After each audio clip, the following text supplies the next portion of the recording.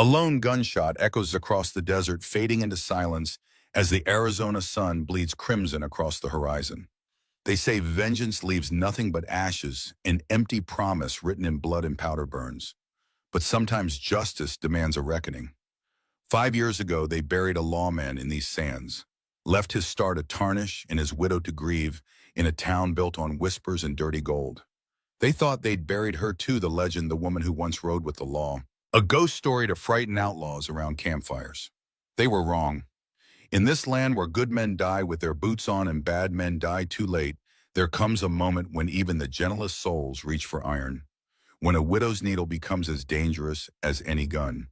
When family blood spilled in desert dust awakens something that should have stayed buried. The West forgives many things. This ain't one of them. The late afternoon sun cast long shadows across Main Street in Redemption, Arizona. Sarah Blackwood wiped sweat from her brow as she pinned the final seam on Mrs. Henderson's wedding dress. 5 years running the town's only dress shop had given her hands a different kind of callus than the ones she'd worn before. Different, but no less hardened. "It's perfect, Mrs. Blackwood," the young bride-to-be gushed, twirling in front of the shop's only mirror. Sarah offered a thin smile. "Sarah, please. Mrs. Blackwood makes me feel old." At 38, Sarah wasn't old, but the weight she carried aged her beyond her years. Her honey-brown hair was pulled back in a severe bun, revealing a slender face weathered by sun and sorrow. Only her eyes, sharp, intelligent, eternally vigilant, betrayed a life lived differently than the one she now portrayed. "Will you be attending the dance after the wedding?" Mrs. Henderson asked, still admiring her reflection. "I don't attend dances," Sarah replied, her tone gentle but final. The townsfolk had stopped asking why years ago. The widow's grief was a respected institution in Redemption, as unchanging as the red mesas that surrounded the growing frontier town. The bell above the shop door jingled, and Sarah's hand instinctively moved to her right hip, a motion so subtle and so quickly aborted that Mrs. Henderson didn't notice. Old habits died hard. Thomas Reed, her younger brother, and the town's bank manager, entered with his usual boyish enthusiasm. At 30, he still possessed the optimism Sarah had lost long ago. "Sarah, I thought I might catch you before closing." Thomas's smile faded slightly as he noticed her customer. "Pardon the interruption, Mrs. Henderson." "Not at all, Mr. Reed. I was just leaving." The young woman gathered her dress carefully. "I'll send my father to settle the bill tomorrow." As soon as the door closed behind her, customer Thomas's expression shifted. His normally bright eyes darkened with concern, and he moved to draw the shop blinds. "What's wrong?" Sarah asked, every nerve suddenly alert. "I found something." Thomas pulled a leather-bound ledger from his jacket. "Something I shouldn't have." Sarah stared at the book, then at her brother's face. "Thomas, what have you done?" "My job." He opened the ledger, revealing columns of numbers, names, and dates. "These are transfers through our bank. Money coming from Tucson, Phoenix, even as far as Denver. All passing through accounts controlled by Judge Crawford." Sarah felt a cold weight settle in her stomach. Judge William Crawford was the most respected man in the territory, a former military advisor during the war, now the senior judge for 3 counties. He'd been a friend to her late husband, James. "Banking transfers aren't illegal, Thomas." "No, but these don't match any legitimate business." Thomas flipped to a marked page. "Look at the amounts, the timing, all flowing to shell companies that connect back to properties owned by the Vultures." Sarah's breath caught. The Vultures.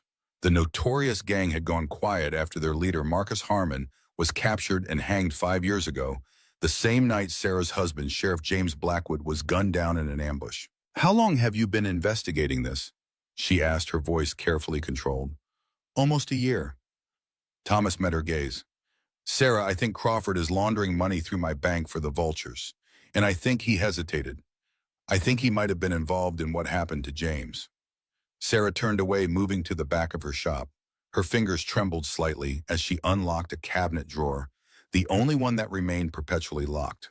From inside, she withdrew a small photo frame holding a sepia image of a handsome man in a sheriff's uniform. "I saw riders come into town this morning," Thomas continued. "Strangers, but they look familiar." Like trouble," Sarah finished. Her gaze remained fixed on her husband's photograph. "The Vultures are back. But Marcus Harmon is dead." Marcus had a younger brother. Sarah's voice had changed, hardening into something that would have been unrecognizable to her customers. Ronan. They called him Rattlesnake during the war. He was worse than Marcus, smarter, more brutal. He was in Mexico when they caught his brother. Thomas stared at his sister. How do you know all this? Sarah didn't answer. She rarely spoke of her past, and Thomas had learned not to press. He knew his sister had met James when he was sheriff, but the details of her life before settling in redemption remained largely a mystery. Lock your doors tonight, Sarah said finally, and don't speak of this to anyone. Thomas nodded, but as he turned to leave, the shop's front window exploded inward in a hail of glass. Sarah moved with startling speed, tackling her brother to the floor as 3 bullets splintered the wooden counter where they had been standing. A crumpled paper tied to a rock skidded across the floor. Sarah reached for it, unfolding it with steady hands that belied the racing of her heart. In rough, bold letters, it read, "We have your ledger pages. 5 days to deliver the rest or collect your brother's body at Devil's Crossing." Thomas's eyes widened in confusion. But I didn't. The door burst open. 4 men in long dusters entered, guns drawn. Their leader, a tall man with a jagged scar bisecting his left cheek, smiled coldly. "Evening, ma'am. I believe your brother has an appointment with us." Sarah rose slowly, positioning herself between Thomas and the intruders. Her mind calculated angles, distances, the weight of the sewing scissors within reach. "I don't believe he does," she said, her voice eerily calm. The scarred man's smile widened. "You must be the widow Blackwood. I heard you run a fine dress shop." His eyes traveled around the small space, lingering on the photograph of James she'd left on the counter. "Shame about your husband. Bullet to the back, wasn't it?" Sarah's expression remained impassive, but something shifted in her eyes. A cold, focused rage that Thomas had never seen before. "Take me instead," she said. The leader laughed. "That's not how this works, ma'am. Your brother's the one with banking access. We need him alive for now." He gestured to his men, who moved toward Thomas. Sarah struck with shocking speed, driving her scissors into the nearest man's shoulder. The room erupted into chaos. Sarah managed to knock a second gunman off balance, but the butt of a revolver came down hard against her temple. As darkness closed in, Sarah saw them dragging Thomas away, her brother's frightened eyes the last thing she registered before consciousness slipped away. Sarah awoke to the sound of rain pattering against the shop's broken window. Night had fallen and the street outside was silent. She rose unsteadily, a trickle of blood running from her hairline down her cheek. Thomas was gone. The reality of his abduction struck her like a physical blow. Without hesitation, Sarah moved to the back of her shop, past the bolts of fabric and sewing supplies, to a small apartment where she lived alone. She knelt beside her bed and pulled up a loose floorboard, revealing a compartment containing a wooden box. Inside lay a tarnished U.S. Marshal's badge, a Colt Peacemaker with pearl grips, and several folded documents. Her fingers brushed the badge, tracing the star that had once been as much a part of her identity as the needle and thread were now. Before she was Sarah Blackwood, dressmaker and widow, she had been Marshall S. Reed, one of the most feared lawmen on the frontier. Few knew that the legendary Marshall S. was a woman. Fewer still knew she was alive. Sarah had worked undercover for years, infiltrating gangs across the territory. She met James during a joint operation with the local sheriff's office. They fell in love, and when they married, she retired her badge to become Sarah Blackwood, leaving Marshall S. behind. Or so she had thought. Sarah changed quickly, exchanging her dress for sturdy denim trousers, a cotton shirt, and a leather vest. She strapped on a gun belt and checked the action on her Peacemaker. The familiar weight of it against her hip felt like greeting an old friend, one she'd hoped never to see again. As she braided her hair tightly, Sarah studied her reflection in a small hand mirror. The transformation was striking. The demure widow had vanished, replaced by a hard-eyed woman who looked entirely capable of the violence her reputation once promised. A soft knock at the back door interrupted her thoughts. Sarah approached cautiously, gun drawn, before recognizing the silhouette through the curtain. "Joshua," she said, opening the door to admit a wizened old man with a drooping white mustache. Joshua Freeman had been a deputy under her husband. Now in his 60s, he was officially retired, though he still helped the new sheriff with minor duties.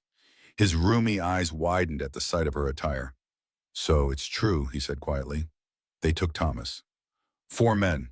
The vultures are back." Joshua sank into a chair, his face grave. "Heard rumors for weeks. Cattle rustled near Black Mesa stagecoach robbed outside Phoenix. but they've never come into town like this before.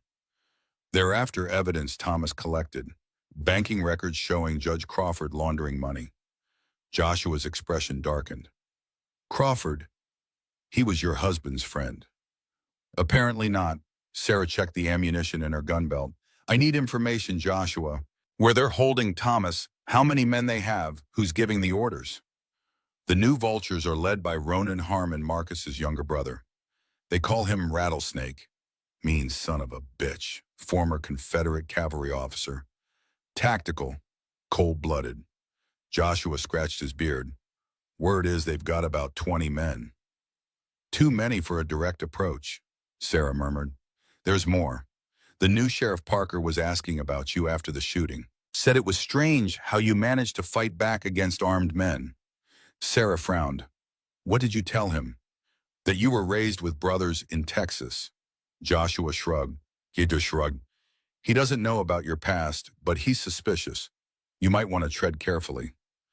I don't have time for careful. I have 5 days to find Thomas. Joshua nodded, then reached into his coat and produced a folded newspaper clipping. Thought you might want to see this. Came in on yesterday's stage. Sarah unfolded the paper. It was a wanted poster from Arizona Territory featuring a crude sketch of a man with a distinctive scar across his cheek. The text identified him as Michael Scarface Doyle, wanted for murder and robbery in 3 counties.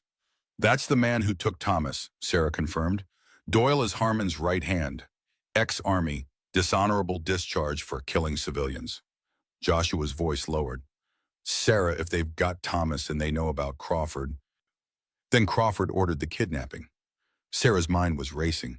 But why take Thomas? Why not just kill him and retrieve the ledger? Maybe they don't know what else he might have hidden. Sarah nodded slowly. I need to find out where they're holding him. 5 days isn't much time. I might know someone who can help. Joshua stood with effort. Charlotte Wilson runs the Silver Tour. Not much happens in this town without her knowing about it. The saloon owner, I don't know her. You wouldn't. She came to town after you became... Joshua gestured at her dress shop. After you changed. But she's got ears everywhere. If anyone knows where the vultures are holed up, it'll be her. Sarah pinned her marshal's badge inside her vest where it wouldn't be visible. Then let's pay Miss Wilson a visit. The Silver Dollar Saloon was the beating heart of Redemption after dark. Piano music and raucous laughter spilled into the street along with the glow of coal oil lamps. Sarah pulled her hat low as she and Joshua entered.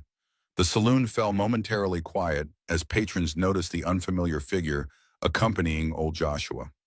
Sarah's attire drew curious glances, but in a frontier town, a woman in men's clothing wasn't entirely unheard of. Charlotte Wilson stood behind the bar, a striking woman in her 30s with auburn hair and the shrewd eyes of someone who'd seen too much of life too early. She nodded to Joshua. Been a while, old man. Your usual. Not tonight, Charlotte. Need to talk. Private. Charlotte's gaze shifted to Sarah, studying her with frank assessment. After a moment, she gestured to a door behind the bar. My office. Once the door closed behind them, Charlotte poured 3 glasses of whiskey without asking. This about the bank manager being taken? Sarah raised an eyebrow. News traveled fast. Word's already out, Charlotte confirmed. Sheriff's organizing a search party for morning. That'll be too late, Sarah said. Charlotte sipped her whiskey, her eyes never leaving Sarah's face.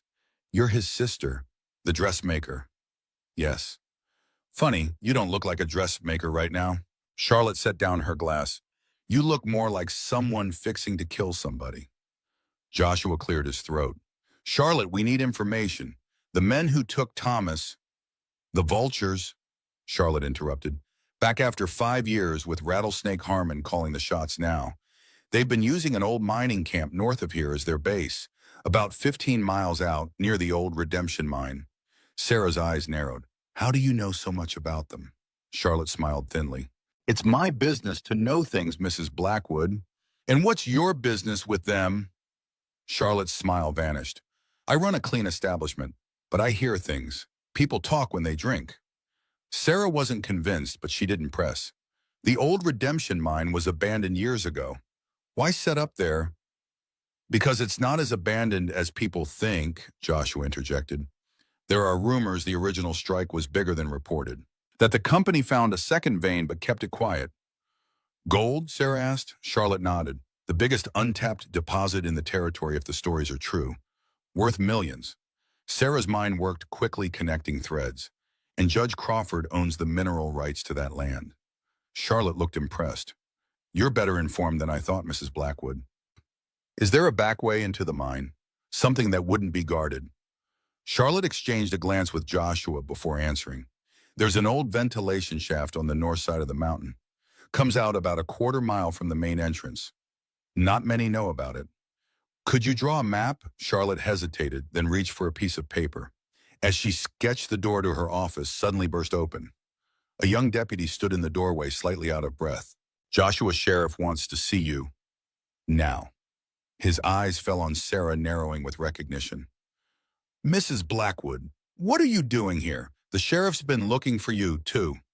Sarah tensed, but Joshua stepped forward smoothly. Just checking on the widow after today's trouble, deputy. I'll be along shortly. The deputy looked unconvinced, but retreated after a stern look from Joshua. You'd better go, Charlotte said, handing the hastily drawn map to Sarah. The ventilation shaft is here. It's narrow but passable. Sarah tucked the map into her vest. Why are you helping us? Charlotte's expression remained unreadable. Let's just say I have no love for the vultures or Judge Crawford. As Sarah and Joshua rose to leave, Charlotte added, one more thing. There's a man who might help you. Miguel Vasquez. He's a bounty hunter. Used to ride with the Rangers. He's been tracking the vultures across 3 territories after they killed his brother. Where can I find him?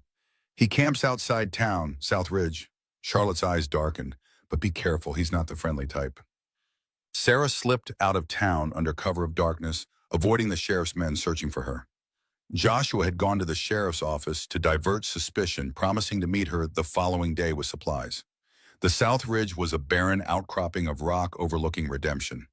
As Sarah approached the small campfire burning in its shelter, a voice spoke from the darkness. That's close enough. She stopped, hands visible at her sides. Miguel Vasquez. A figure emerged from behind a boulder rifle trained on her. He was a lean, weathered man in his 40s with a face carved by sun and violence. A faded Mexican serape was draped over his shoulders, and his dark eyes held the empty look of a man who had outlived everything he cared about. Who's asking? My name is Sarah Blackwood. Charlotte Wilson said you might help me. Vasquez spat into the fire. I don't help dressmakers. Sarah reached into her vest and withdrew her marshal's badge, holding it up so the firelight caught the tarnished metal. I wasn't always a dressmaker. Vasquez studied the badge, then her face, his expression unchanging. Marshal S. Reed.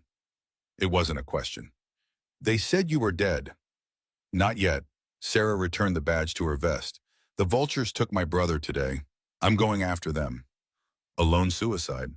That's why I'm here. I hear you want Rattlesnake Harmon as much as I do.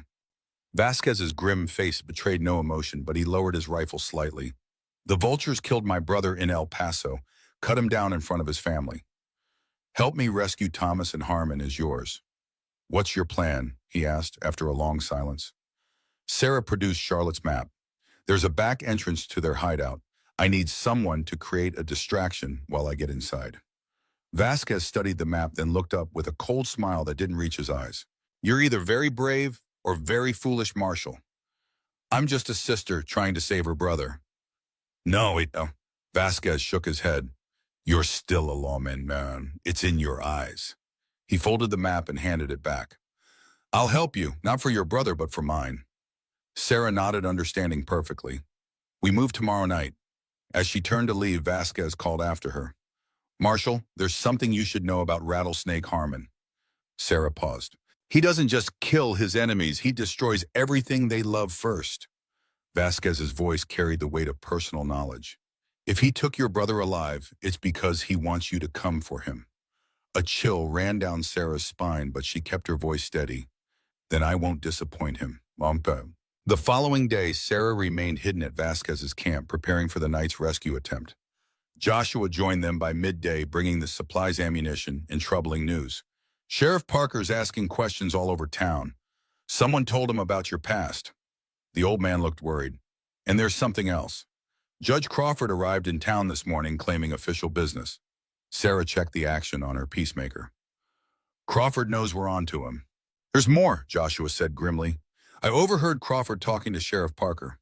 He mentioned that the Blackwood case was never fully solved. Sarah froze. What do you mean? He suggested reopening the investigation into James's death. Said there might have been accomplices. The implication was clear. Crawford was laying groundwork to implicate Sarah if she moved against him. He's getting desperate, she said finally. Or confident, Vasquez countered. Men like Crawford don't act unless they believe they're untouchable.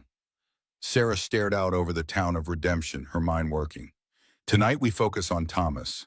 Once he's safe, we can deal with Crawford. As dusk approached, they finalized their plan.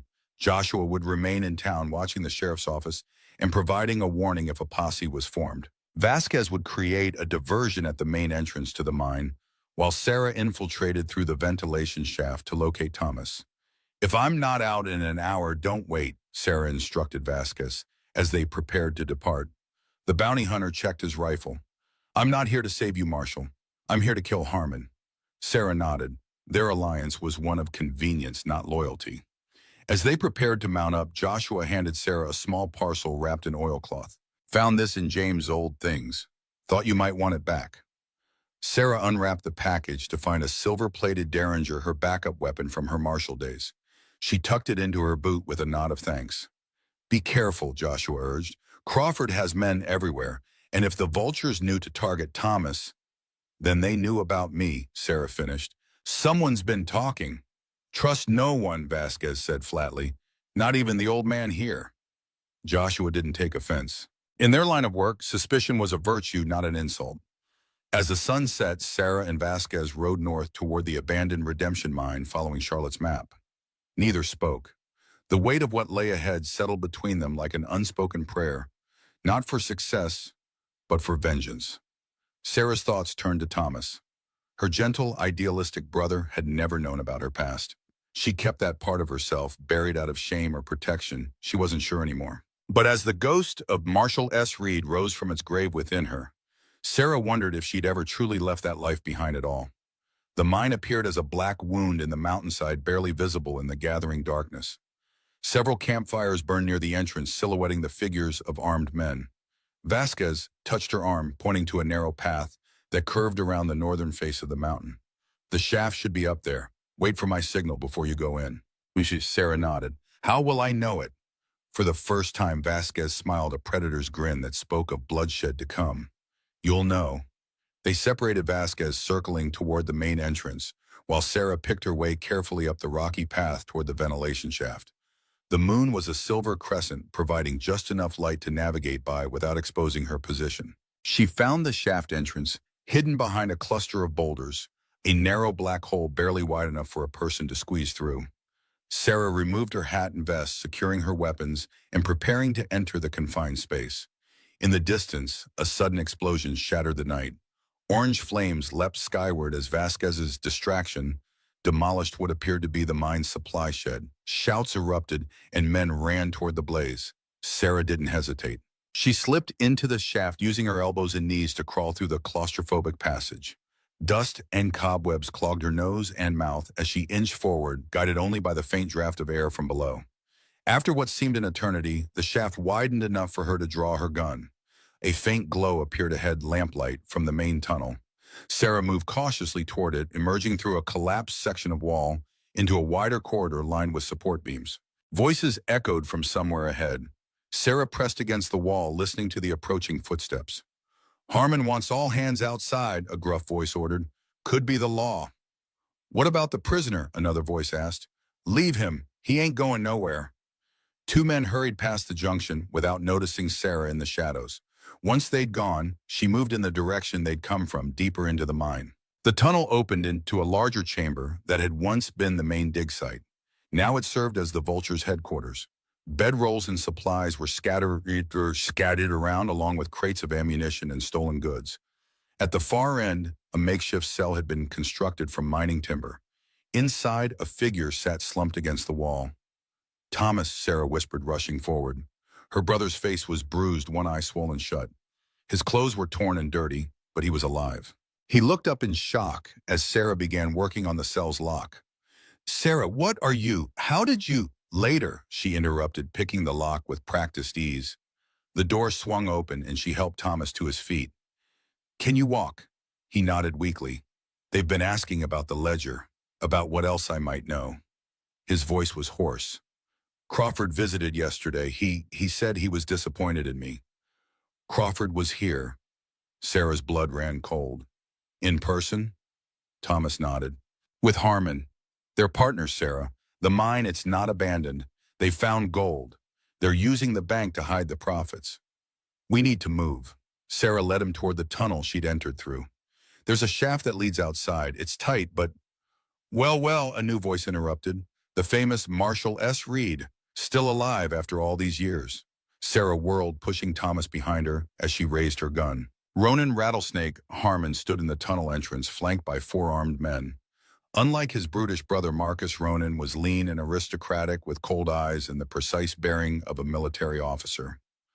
Harmon, Sarah kept her gun steady. I was hoping you'd come. Harmon smiled thinly.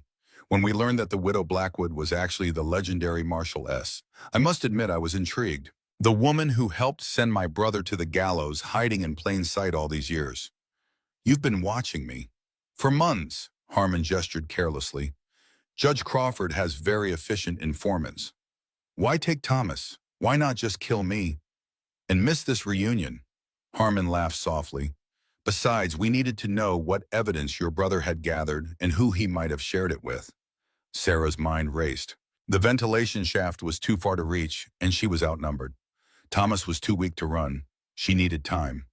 Crawford's using you, she said. Once the gold is secured, you'll outlive your usefulness.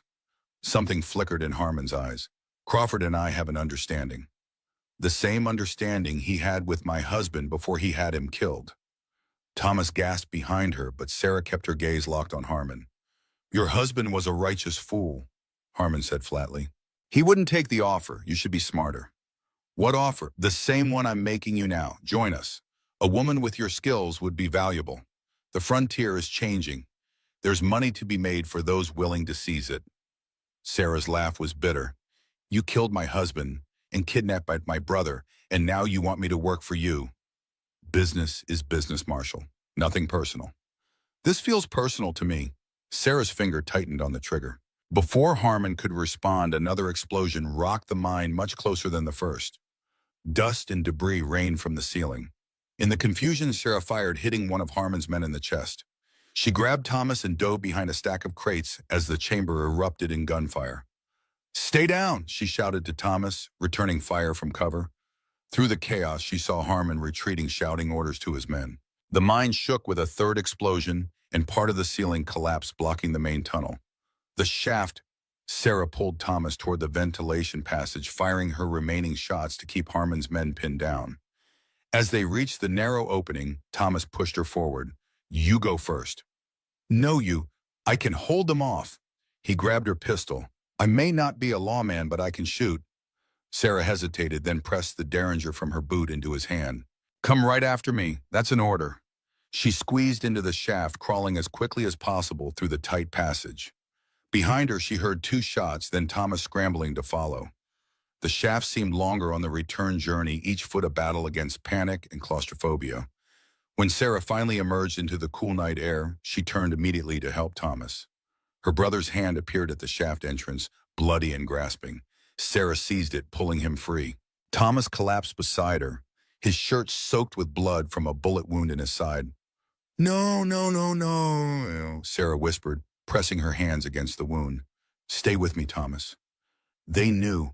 Thomas gasped, his face pale in the moonlight. They knew everything, Sarah. About you, about James. Don't talk. We need to get you to a doctor. Thomas grabbed her wrist with surprising strength. Listen to me. Crawford has informants everywhere, even in town. The sheriff, he's compromised. Sarah's heart sank. With the sheriff under Crawford's influence, there was nowhere safe in Redemption to take Thomas. A figure materialized from the darkness. Vasquez, his face streaked with soot and blood. We need to move. The whole place is coming down. But they'll be looking for us. Sarah nodded, helping Thomas to his feet. He's shot. We can't go back to town. Vasquez studied Thomas's wound, his expression grim. I know a place, Indian healer about 10 miles east. If we can get him there by dawn, he might have a chance. As they helped Thomas to the horses, a single shot rang out from the rocks above. Vasquez grunted, a red stain blossoming on his shoulder as he fell. Sarah drew her reloaded gun, searching the darkness for the shooter. A figure stood silhouetted against the night sky. Michael Scarface Doyle Harmon's right hand. You didn't think it would be that easy, did you, Marshal? He called. Sarah fired twice, forcing him to duck behind the rocks. When he returned fire, she used the distraction to pull Vasquez to cover. Get Thomas out of here, the bounty hunter hissed through clenched teeth. I'll hold them off. You're hit. Flesh wound. Vasquez pushed his rifle into her hands. Go. My horse is faster. Sarah made her decision. She helped Thomas onto Vasquez's horse, then mounted behind him. Don't die, she told the bounty hunter. I still need you to kill Harmon. Vasquez's grim smile was visible even in the darkness. Just like old times, eh, Marshal? Sarah spurred the horse forward, holding Thomas steady as they galloped into the night. Behind them, Vasquez's rifle barked 3 times in quick succession, followed by a scream that told her at least one shot had found its mark. As they rode east toward the Indian healer, Vasquez had mentioned Sarah felt Thomas growing heavier in her arms. His breathing was shallow, his shirt now soaked with blood despite her makeshift bandage. Stay with me, she whispered in his ear. Just a little further. But as the miles stretched on, Sarah knew they wouldn't make it in time. Thomas was fading, his life draining away with every hoofbeat. Sarah, he murmured, his voice barely audible over the thunder of the horse's hoofs. There's something I need to tell you. Save your strength. No. Thomas coughed weakly. You need to know. The bank, it was failing. The drought, the railroad bypassing us. I was going to lose everything. Sarah's arms tightened around him. What are you saying? Crawford approached me last year. Offered to deposit funds that would keep us solvent. I didn't ask questions at first. Thomas's voice broke. By the time I realized what was happening, I was in too deep. The revelation hit Sarah like a physical blow. Her brother, her honest, upright brother, had compromised himself. Why didn't you come to me? She asked, her voice raw. The same reason you never told me about your past. Thomas's hand found hers. We all have secrets we keep to protect the ones we love. The first light of dawn was breaking on the horizon when Thomas Reed drew his final breath in his sister's arms. Sarah felt it happen, the subtle shift as his body relaxed, and the weight she carried became something more profound than mere flesh. She reined the horse to a stop in a small canyon, cradling her brother's body as the sun rose over the Arizona desert. In the harsh morning light, Sarah Blackwood, widow's sister, former Marshal, made a vow that would change everything. The vultures had taken her husband. Now they'd taken her brother. Judge Crawford had corrupted her town and poisoned justice itself. There would be a reckoning. By midday, Sarah had buried Thomas in a shallow grave marked only by a pile of stones and her brother's pocket watch. She stood over it, no tears left to shed, as the desert wind whipped around her. In that moment, the transformation was complete. The dressmaker was gone. Marshal S. Reed had returned, and redemption would never be the same. 3 days after Thomas's death, a lone rider approached redemption from the east. The town had changed in Sarah's absence. Armed men patrolled the streets, not lawmen, but hired guns with the cold eyes of killers. Judge Crawford's influence was on full display. Sarah kept her head low as she rode past the bank where Thomas had worked. Black bunting hung over the entrance, a show of mourning for the missing bank manager, now presumed dead by most of the town. The sight twisted something in Sarah's chest, a pain sharper than the physical wounds she'd collected at the mine. She didn't head for her dress shop. Instead, she made for the livery stable at the edge of town, where Joshua had arranged to meet her. The old deputy was waiting, his weathered face haggard with worry. Thought you weren't coming back, he said, helping her dismount. His eyes searched her face, then dropped. Thomas. Sarah shook her head once. Joshua removed his hat, a gesture of respect that nearly broke her composure. Crawford's men are everywhere, he murmured, leading her horse into an empty stall. Sheriff Parker's deputized a dozen new men, all strangers. They've been searching for you. Let them search. Sarah's voice was hollow. I need somewhere to regroup, somewhere safe. Joshua nodded.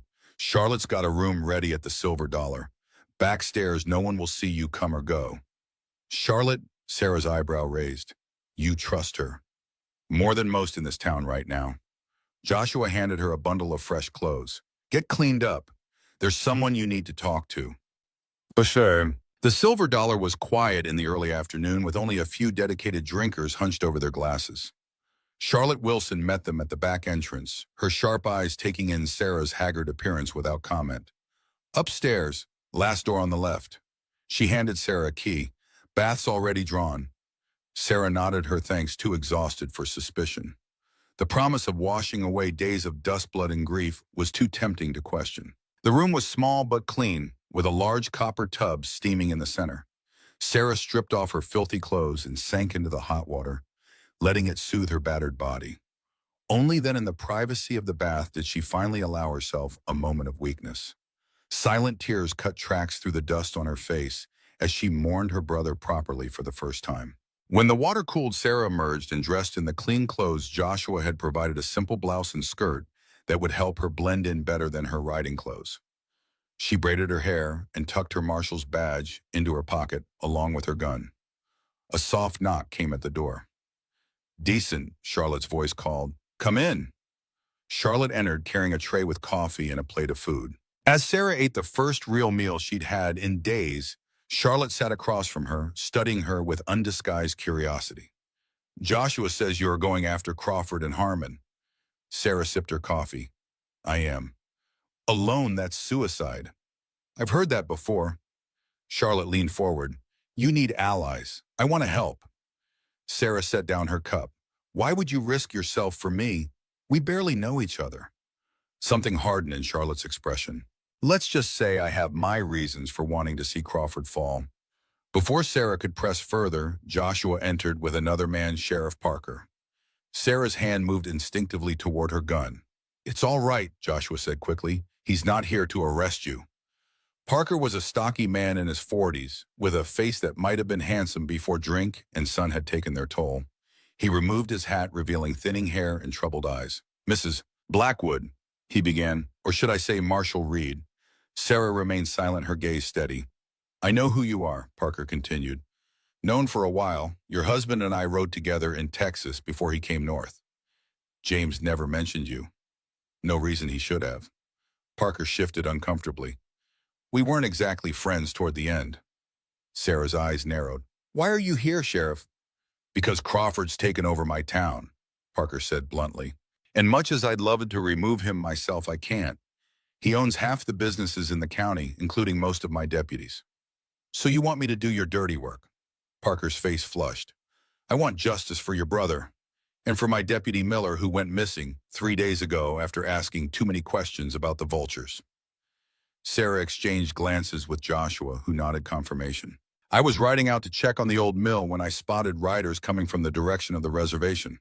Parker continued. They had a body with them. Your bounty hunter friend Vasquez. Sarah sat up straighter. Vasquez is alive. Barely. Shot up pretty bad. Indians found him and took him in. He told them to find me, said I needed to warn you. Parker's voice lowered. Crawford knows you survived. He set a trap. What kind of trap? Don't know exactly. But he's called in more guns. The Silver Dollar's being watched. They're waiting for you to show yourself. Sarah absorbed this. And you're telling me this, why, to convince me to run? Parker shook his head. No, ma'am. I'm telling you because I want to help you bring them down. Legal or not. The room fell silent as Sarah considered the sheriff's offer. Finally, she asked, what changed? Why turn on Crawford now? Parker's face darkened. 3 weeks ago, I saw Harmon and his men execute a family out at Cottonwood Creek. Settlers who refused to sell their claim to Crawford. Even the children. His voice broke slightly. I did nothing, told myself it wasn't my jurisdiction. But I can't live with that anymore. Sarah studied him, searching for deception. Finding none, she nodded slowly. What's Crawford planning? Why bring in so many guns? The gold, Charlotte interjected. The redemption mine is producing again. There's a major shipment being prepared, close to 500,000 in raw ore. Enough to set Crawford up for life somewhere beyond the reach of American law. When, 2 days from now, Parker said, they'll move it by wagon to the rail depot at Prosperity Junction, then east to Denver. Sarah considered this. We'll need more than the four of us to stop them. 5, came a new voice from the doorway. Miguel Vasquez stood there pale and leaning heavily on a walking stick, but very much alive. A blood-stained bandage wrapped his shoulder, and his face was drawn with pain. "Thought I told you not to die," Sarah said, unable to hide her relief. Vasquez's grim smile flickered briefly. "Still have a debt to collect from Harmon." Joshua helped the bounty hunter to a chair. "How'd you find us?" "Followed the sheriff. Trust issues." Vasquez's dark eyes fixed on Sarah. "Heard about your brother. Lo siento." Sarah acknowledged this with a slight nod. "What happened after we left?" "Got pinned down by Doyle and his men. Took 2 more bullets before I put one in his leg." Vasquez winced as he shifted position. "Crawled about a mile before some Yavapai found me. Been with their healer until yesterday." "Doyle's still alive then," Sarah noted. "And angry," Vasquez confirmed. "Harmon's put a bounty on both our heads. $500 alive, 200 dead." Charlotte whistled softly. "That's serious money out here." "We need a plan," Sarah said, turning to Parker. "How many men does Crawford have?" "At least 20 at the mine. Another dozen in town. Plus Harmon's original crew, maybe 15 riders." "Against the 5 of us," Joshua said grimly. "Not good odds." 6, Charlotte corrected. "And I might be able to find a few more who have reason to hate Crawford." Sarah eyed the saloon owner. "Why are you so invested in this, Charlotte?" Charlotte hesitated, then reached into her pocket and withdrew a folded tintype photograph. She handed it to Sarah. The image showed a younger Charlotte standing beside a smiling little girl of about 7. "My daughter Lily," Charlotte explained. "Crawford has her." Sarah looked up sharply. "What?" "I came to redemption 3 years ago running from a bad marriage. Built this place up from nothing." Charlotte's voice hardened. 6 months ago, Crawford approached me. Wanted to use the saloon for his operations laundering money information gathering. I refused. "And he took your daughter," Sarah gasped. Charlotte nodded, her composure cracking slightly. "Said she'd be well cared for as long as I cooperated. I've been feeding him information ever since, hoping to find where they're keeping her." The room fell silent. Sarah handed the photograph back, understanding now why Charlotte had been so knowledgeable about the vultures. "You knew I was coming to the mine," she said. "You told them." Charlotte didn't flinch from the accusation. "I did what I had to do, but I never wanted Thomas hurt. And when I learned what they did," she met Sarah's gaze directly, "help me get my daughter back, and I'll help you destroy Crawford." Sarah considered her, then nodded once. "Where is she?" "That's the problem. I don't know exactly." Charlotte's frustration was evident. "Somewhere south of here. Crawford visits her once a month. All I know is it's a day's ride." Joshua cleared his throat. "Could be the old Morgan Ranch. Crawford bought it last year. Keeps it staffed year-round, though he never stays there himself." "That's our first target then," Sarah decided. "We find Charlotte's daughter, then we deal with the gold shipment." Parker frowned. "The shipment is the priority. If Crawford gets that gold out of the territory, the girl comes first." Sarah interrupted, her tone brooking no argument. "I've already lost my brother to this fight. I won't let a child suffer too." After a moment, Parker nodded. "All right, but we need to move fast. 2 days isn't much time." "We'll split up," Sarah said. "Charlotte and I will check the ranch. The rest of you gather whatever men and supplies you can trust. Meet at Broken Spoke Canyon tomorrow night." As the others discussed logistics, Sarah pulled Charlotte aside. "If you're playing me, if this is another trap—" "It's not," Charlotte said firmly. "I want my daughter back, and I want Crawford to pay for what he's done." Sarah studied her face, then nodded. "One question. The mine's ventilation shaft. How did you know about it?" Charlotte hesitated. "I used to be married to one of the original mine engineers. He helped design it. And that's all." Something flashed in Charlotte's eyes, a deeper truth left unspoken. That's all that matters now. Sarah and Charlotte set out at dusk, traveling cross-country to avoid the main roads where Crawford's men might be watching. The Morgan Ranch lay 30 miles south of Redemption in a fertile valley that stood in stark contrast to the arid landscape surrounding it. They approached cautiously in the pre-dawn light, leaving their horses hidden in a grove of cottonwoods. The ranch house was a substantial 2-story structure surrounded by several outbuildings and corrals. Two armed men patrolled the grounds, moving with the alertness of trained guards rather than ordinary ranch hands. Looks like Joshua was right, Sarah murmured, studying the property through a small spyglass. This isn't a normal ranch. Do you see any children? Charlotte asked anxiously. No, but there's a smaller building behind the main house. Could be where they're keeping her. They watched for another hour as the ranch came to life with the rising sun. Several more guards emerged, along with what appeared to be domestic staff, a cook, and two housemaids. 7 guards that I can see, Sarah noted. Too many for a frontal approach. What about waiting until dark? Charlotte suggested. Sarah shook her head. We don't have time. The gold shipment moves tomorrow. She studied the ranch layout again. There's another way. See the supply wagon. A large wagon had pulled up to the kitchen entrance, driven by a single man delivering goods. We go in as suppliers, as Sarah said. Get a look inside, locate Lily, then come back tonight with a proper plan. Charlotte nodded, though her hands trembled slightly at the prospect of being so close to her daughter after months of separation. They circled around to intercept the supply wagon on its return journey, waiting until it was well out of sight of the ranch. Sarah stepped into the road, flagging down the driver. Morning, she called, keeping her hand near her concealed gun. Need some help? The driver, an older Mexican man, pulled the wagon to a stop, eyeing them warily. No help needed, Senora. Sarah moved closer, her stance relaxed but ready. Actually, I think you do. See, my friend here needs to visit her daughter at the ranch. The one Judge Crawford is keeping there. The man's face paled. I know nothing about any Nina. I just deliver supplies. And you're going to help us deliver ourselves. Sarah's voice hardened. Unless you'd prefer I tell Crawford you were asking questions about the girl. I imagine he doesn't tolerate curiosity from his employees. It was a calculated risk, but it paid off. Fear flickered across the driver's face. They will kill me if they discover this. They won't, Sarah assured him. We just need to get inside. See the layout, find the girl, leave. No one gets hurt.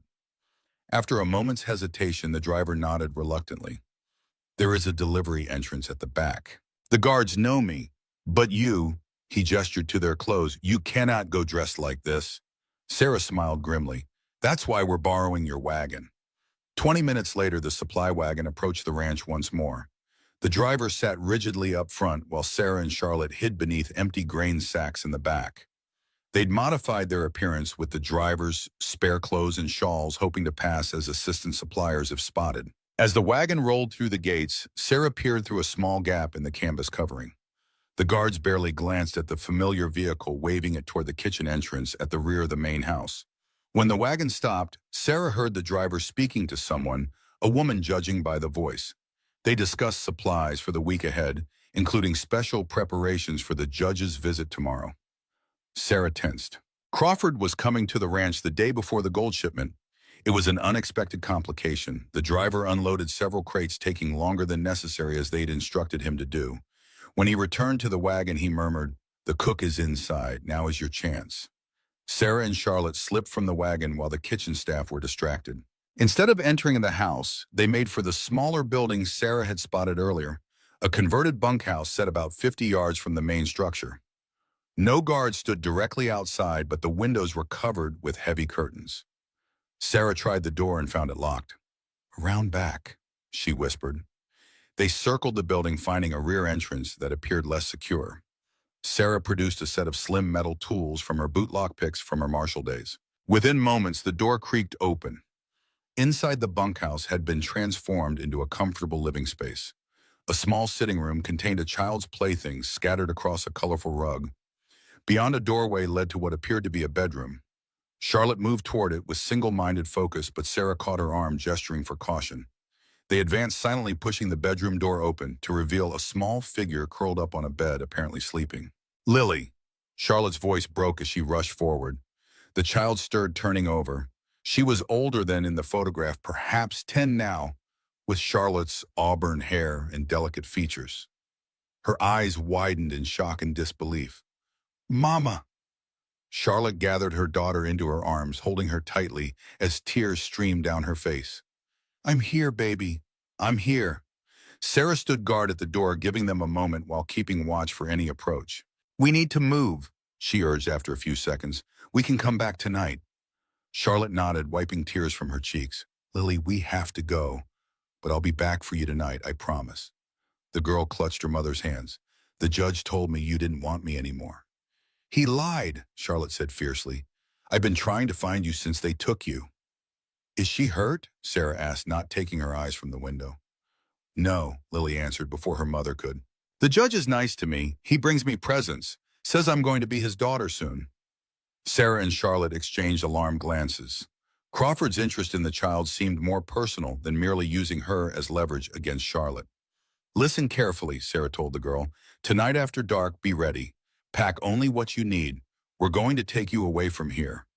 Lily looked frightened. But Miss Susan says I can't leave. That bad people will hurt me if I try to run away. Sarah froze. Who is Miss Susan? The judge's friend. She lives in the big house. She checks on me every day. Before Sarah could ask more, the sound of approaching footsteps silenced them. She moved quickly to the window, spotting 2 guards heading toward the bunkhouse. Time's up, she hissed. We need to go. Now. Charlotte hugged her daughter one last time. Tonight, she promised. Be brave. They slipped out the back door just as the front door of the bunkhouse opened.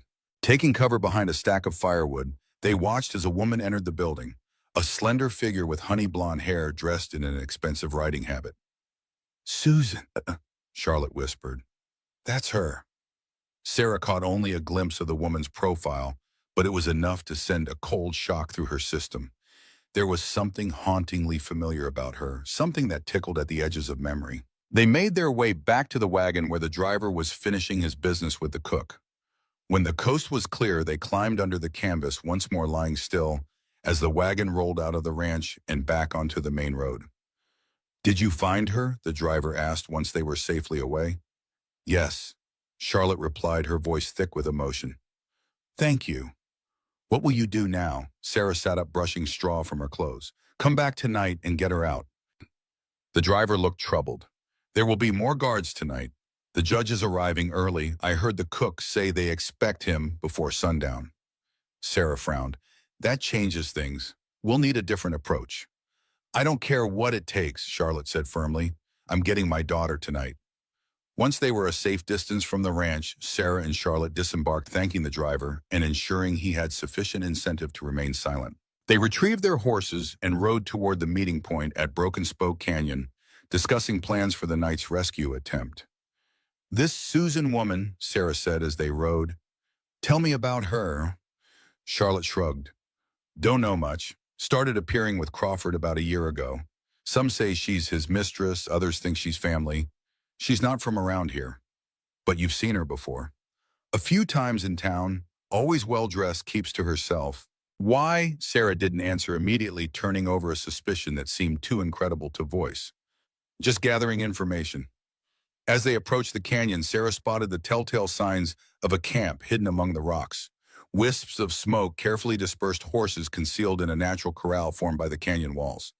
Joshua emerged to greet them along with Parker Vasquez, and to Sarah's surprise, 6 other men. Some she recognized as townspeople from Redemption.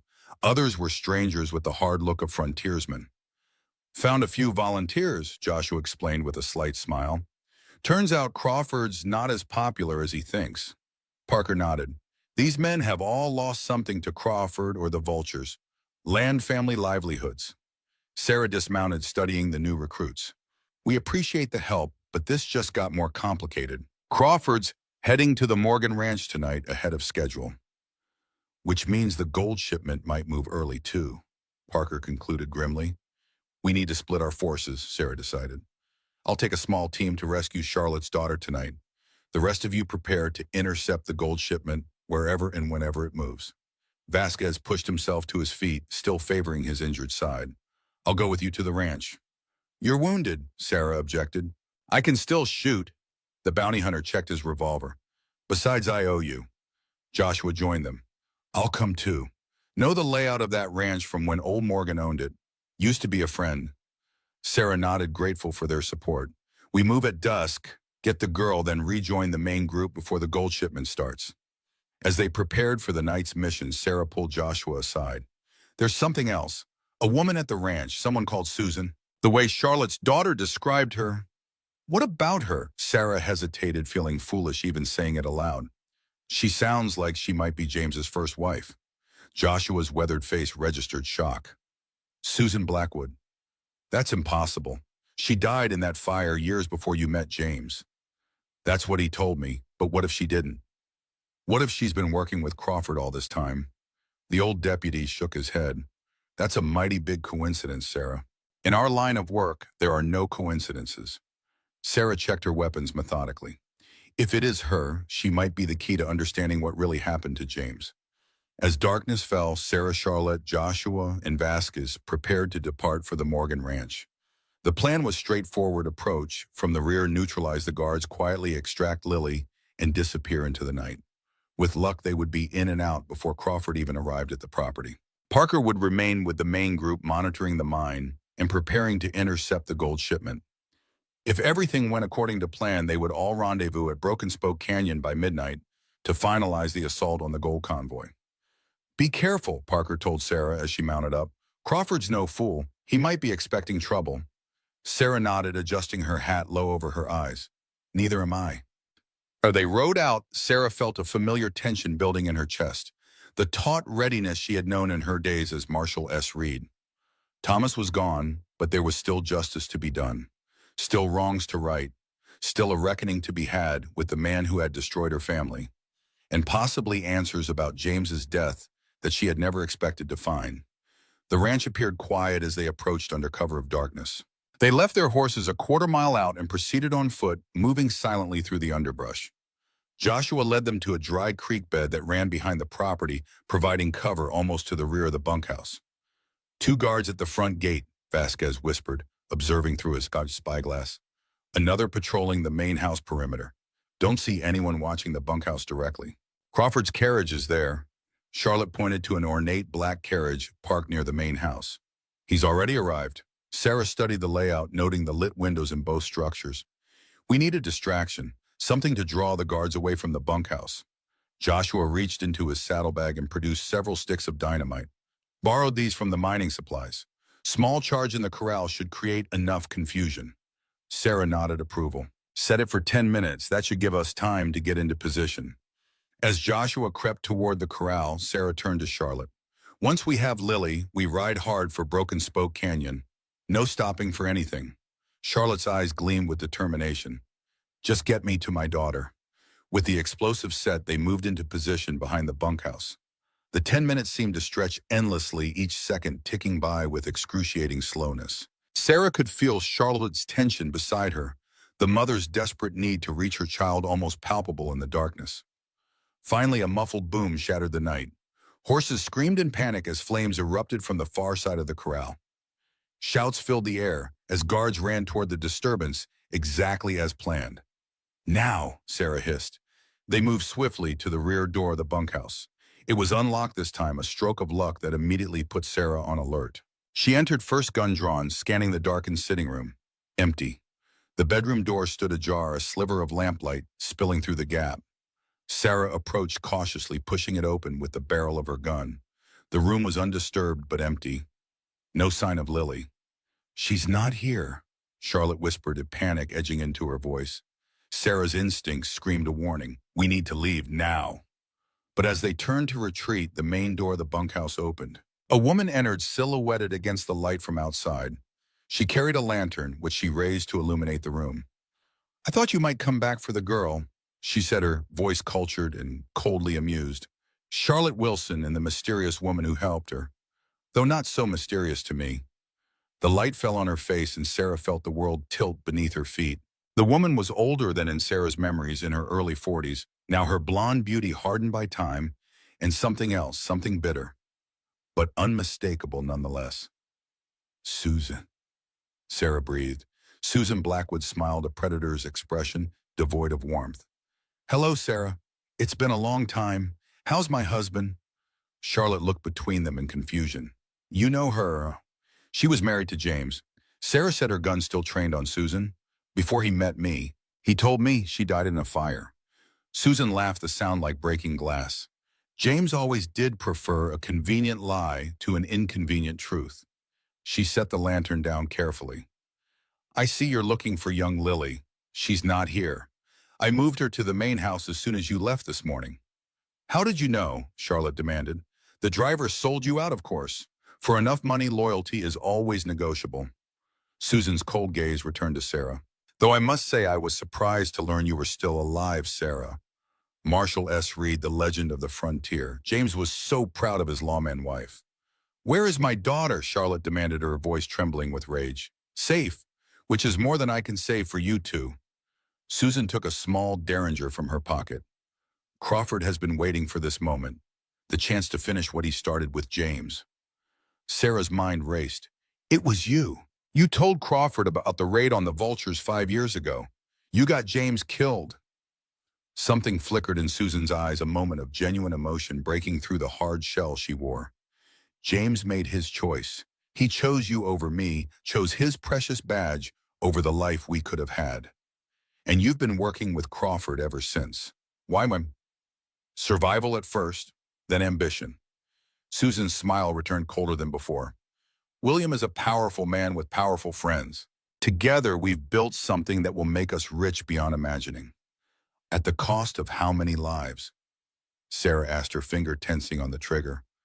Progress always has a price. James wasn't willing to pay it. Susan's gaze hardened. Now you're both coming with me to the main house. Crawford wants to see you before the end. Sarah assessed their options. They were trapped in the confined space of the bunkhouse, with Susan blocking the only exit not covered by windows. Outside, the commotion at the corral was dying down. The guards would be returning to their posts soon. Where's Vasquez? Susan asked, suddenly noticing the absence of their fourth member.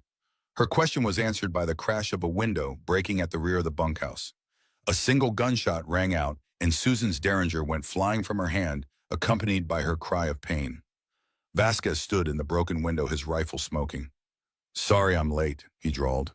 Had to take care of a patrol that was getting too close.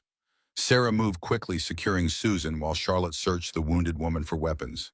Outside, shouts indicated the guards had heard the gunshot. We need to move, Sarah said urgently. Charlotte, where would they take Lily? The main house. Crawford's quarters would be upstairs, probably the master bedroom. Sarah made a quick decision. Change of plans. Charlotte and I will go for Lily. Vasquez, can you and Joshua create another distraction? Something bigger this time. The bounty hunter nodded, a grim smile on his face. Been saving the rest of that dynamite for a special occasion. Sarah turned to Susan, who was clutching her bleeding hand. You're coming with us, as insurance. Forcing Susan ahead of them at gunpoint, they exited the bunkhouse cautiously. The commotion at the corral had drawn most of the guards away, but they were returning to their posts, searching the property with lanterns. Around the back, Susan hissed, suddenly cooperative. There's a service entrance, fewer guards. Sarah exchanged a suspicious glance with Charlotte. Why help us now? Susan's expression was unreadable. I have my reasons. Not all of us are as devoted to Crawford as he believes. They made their way around the main house, using the shadows for cover.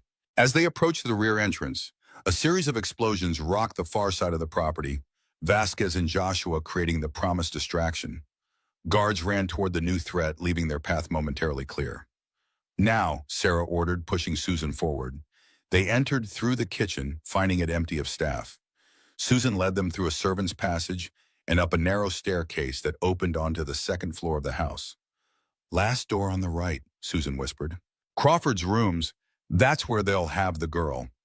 Charlotte surged forward, but Sarah caught her arm. It could be a trap, she warned. I don't care, Charlotte replied, wrenching free. She's my daughter. They advanced down the hallway, listening for signs of life. The house seemed unnaturally quiet despite the chaos outside. At Crawford's door, Sarah positioned herself to one side, gun ready, while Charlotte prepared to enter. Wait, Susan said suddenly. There's something you should know. Crawford isn't just holding Lily as leverage against Charlotte. Sarah frowned. What do you mean? The girl's father. Susan hesitated. It's Crawford. Charlotte's face went white with shock. That's a lie. My husband was Daniel Wilson. Was he? Susan's expression held a cruel pity. Or was that what Crawford told you to believe when he arranged your marriage to cover his indiscretion with a saloon girl in Tucson 12 years ago? The revelation struck Charlotte like a physical blow. She staggered, bracing herself against the wall. You're saying Crawford is... She couldn't finish the sentence. Lily is his daughter, yes. Why do you think he's kept her safe all this time? Why he visits her? He's been shaping her into his heir, someone who can carry on his legacy when he leaves for Europe. Sarah watched the emotions war on Charlotte's face, disbelief, horror, and a dawning recognition that suggested Susan's words held at least a grain of truth. It doesn't matter, Sarah said firmly. She's still Charlotte's daughter, and we're taking her out of here. With renewed determination, Charlotte pushed open the door. The room beyond was opulently furnished, lit by a large oil lamp that cast flickering shadows across the walls. Sitting in a high-backed leather chair by the fireplace was Judge William Crawford, and standing beside him, clutching a doll, was Lily. "Mama," the girl cried, starting forward. "Stay where you are, child," Crawford commanded, his voice gentle but firm. He was a distinguished-looking man in his 60s, silver-haired and immaculately dressed even at this late hour. His cold eyes assessed the three women in his doorway without surprise. "Right on schedule," he remarked, taking a sip from a crystal tumbler of whiskey. "Susan, I see you've been wounded. How unfortunate." Susan stepped into the room, moving to stand beside Crawford rather than remaining with Sarah and Charlotte. "They weren't particularly gentle, William." "Wow," Crawford patted her hand. "No matter. You've done your part admirably, my dear." Sarah's gun shifted to cover both of them. "Tell the girl to come here, Crawford." The judge smiled, entirely unconcerned by the weapon pointed at him. "I think not, Marshal Reed. Or may I call you Sarah? After all, we are practically family through your late husband." "James was nothing to you." "Oh, Sarah spat. "On the contrary, he was like a son to me." Crawford's smile faded. "Until he betrayed me. Just as you're about to do, Susan." Susan froze, her expression faltering. "What do you mean?" Crawford's hand moved slightly, revealing the small pistol he had concealed beside him. "Did you think I wouldn't notice your little preparations? The missing funds, the correspondence with that banker in San Francisco?" He shook his head sadly. "You've been planning to take the gold and leave me behind." For the first time, genuine fear showed on Susan's face. "William, I can explain." "No need." Crawford raised the pistol and fired once, the sound deafening in the enclosed space. Susan crumpled to the floor, a red stain spreading across her expensive dress. Lily screamed, and Charlotte lunged forward to grab her daughter. Sarah fired simultaneously, her bullet catching Crawford in the shoulder. The judge fell back in his chair, his own weapon clattering to the floor. Outside shouts indicated the guards had heard the gunfire and were converging on the house. "Take the girl and go," Sarah ordered Charlotte, keeping her gun trained on Crawford. "Get to the horses. I'll be right behind you." Charlotte gathered her daughter into her arms and fled from the room. Sarah advanced on Crawford, who was clutching his bleeding shoulder, his aristocratic features twisted with pain. "You won't escape," he gasped. "The gold shipment is already en route. My men will hunt you down." "The shipment moved early when—" Crawford laughed through his pain. "As we speak, your friends at Broken Spoke Canyon are walking into a trap." Sarah's blood ran cold. Parker and the others were expecting the shipment tomorrow, not tonight. They'd be unprepared, outgunned. She had to warn them. Footsteps pounded up the stairs, guards coming to their employer's aid. With a final glance at the wounded judge, Sarah made her decision. She turned and ran, following Charlotte's path down the servant stairs and out through the kitchen. Outside, chaos reigned. Multiple fires burned where Vasquez's dynamite had found its targets. Guards ran in all directions, trying to contain the damage while searching for the intruders. Sarah spotted Charlotte and Lily mounted on one horse, with Joshua providing covering fire from behind a water trough. Vasquez was nowhere to be seen. "The gold shipment's moving tonight," Sarah shouted to Joshua as she ran toward them. "Crawford set a trap." Joshua nodded grimly. Vasquez rode ahead to warn them. "Where's Crawford?" "Wounded but alive." Sarah swung onto her horse. "Susan's dead." Crawford shot her.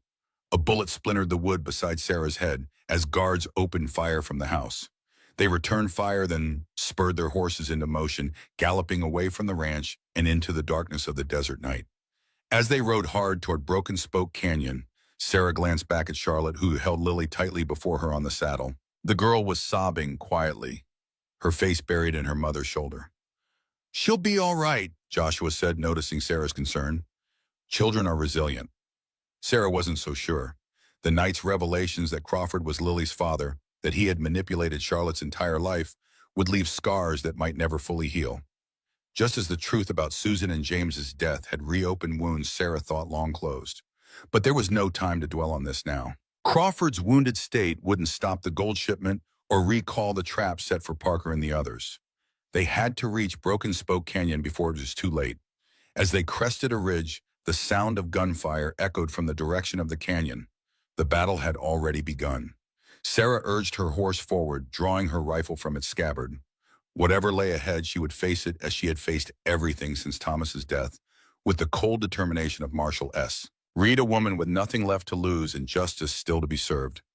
Gunfire echoed through Broken Spoke Canyon as Sarah, Joshua, Charlotte, and Lily crested the ridge overlooking the battleground. In the silver moonlight, they could make out flashes of muzzle fire and the silhouettes of men taking cover behind rocks and wagons. They rode right into Crawford's trap, Joshua said grimly.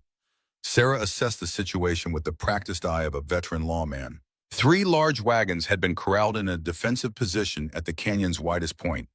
Crawford's men had taken positions on the high ground, raining bullets down on Parker and his outnumbered volunteers. "Where's Vasquez?" Charlotte asked, clutching Lily protectively. "Can't see him," Sarah replied. "But if he made it here before us, he's in the fight somewhere." Sarah turned to Charlotte. "Take Lily and circle around to the north. There's a trail that leads to Yavapai territory. The tribe will shelter you." "I'm not leaving you," Charlotte protested. "Your daughter needs you alive." Sarah countered, her tone brooking no argument. "This isn't your fight anymore." Charlotte hesitated, then nodded reluctantly. "What about you?" Sarah checked her ammunition. "I'm going to help Parker and the others. If we can capture that gold shipment, we can prove Crawford's corruption once and for all. And if you can't, then I'll make sure Crawford pays for Thomas one way or another." Sarah's expression was resolute. "Joshua, go with them. Make sure they reach the Yavapai safely." The old deputy shook his head. "My place is with you, Sarah. Always has been." After a brief argument that Joshua stubbornly won, Charlotte reluctantly prepared to leave with Lily. Before riding away, she clasped Sarah's hand. "Thank you," she said simply, "for everything." Sarah nodded. "Go. And don't look back." As Charlotte and Lily disappeared into the darkness, Sarah turned her attention back to the battle below. "We need to find a way down there without getting shot." "There's an old game trail on the eastern side," Joshua suggested. "Steep but passable. Would put us behind Crawford's men." "Perfect," Sarah said. "Let's move."